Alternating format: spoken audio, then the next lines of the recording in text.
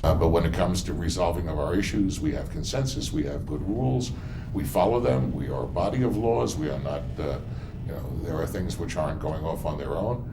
And at the same time, we have to interact now. What we're finding to be even more complex over time is that we're interacting more with government agencies, both in a good way and sometimes not in as good a way. 2 decades, Chuck Blazer was the most senior American official at FIFA.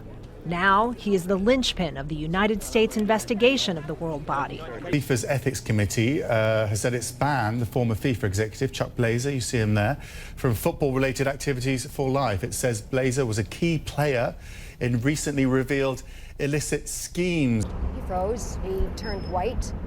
So he knew the jig was up. Yeah. They took him over here to the atrium, and they told him he was facing 75 to 100 years in prison.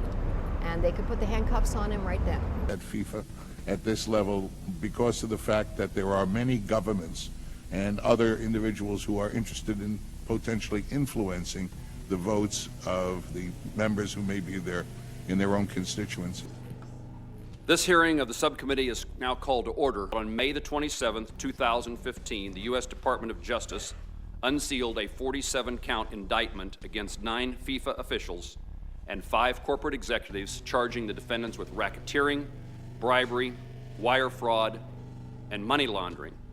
4 other individuals and 2 corporate defendants have also pled guilty to various charges. This is Blazer in 2011. I think that FIFA is doing a really excellent job of promoting football around the world. If I look back 10 years, 20 years and see the progress we made, I'm very proud of our accomplishments. Alex Thomas, you've been reading the details of this. What did you make of it? Yeah, Max, no huge surprise because, of course, Chuck Blazer was the former FIFA official already named in the FBI's investigation that was made public shortly before the FIFA presidential election back in May, when Sepp Blatter was re-elected for a 5th term as the head of the governing body of world football. Chuck Blazer became the government snitch. Yes. Was it hard to flip him? Did it take a long time? It was very quick. It was not what we would call a hard flip. While he is credited with advancing the sport in the United States, he was pocketing millions of dollars in bribes and kickbacks at the same time. His lavish lifestyle and the fact he wasn't paying taxes attracted the attention of U.S. authorities.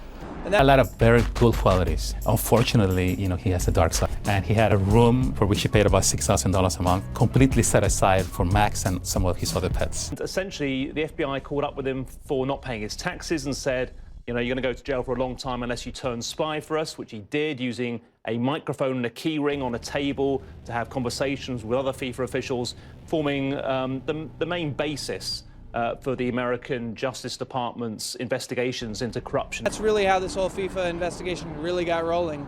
The IRS and the FBI had leverage over Chuck Blazer, and he cooperated to the fullest extent.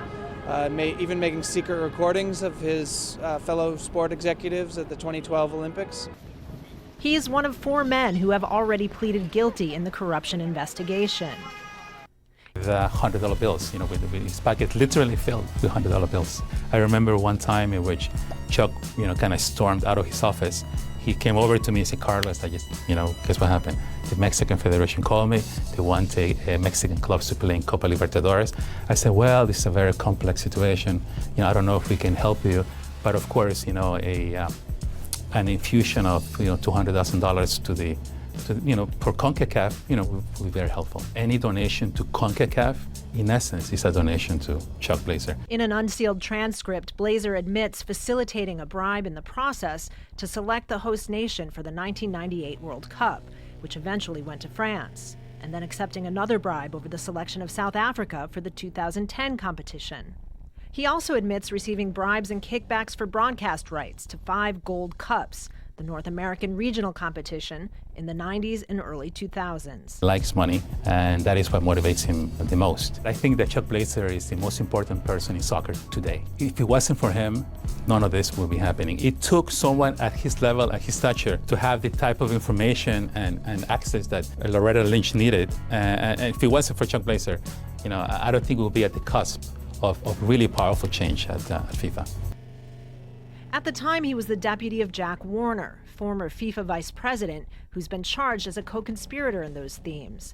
It is Blazer's cooperation that helped lead investigators to the indictment of him and 14 others in the broadening FIFA corruption scandal.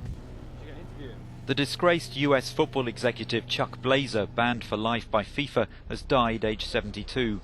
He was at the center of investigations that overhauled the sport's global management.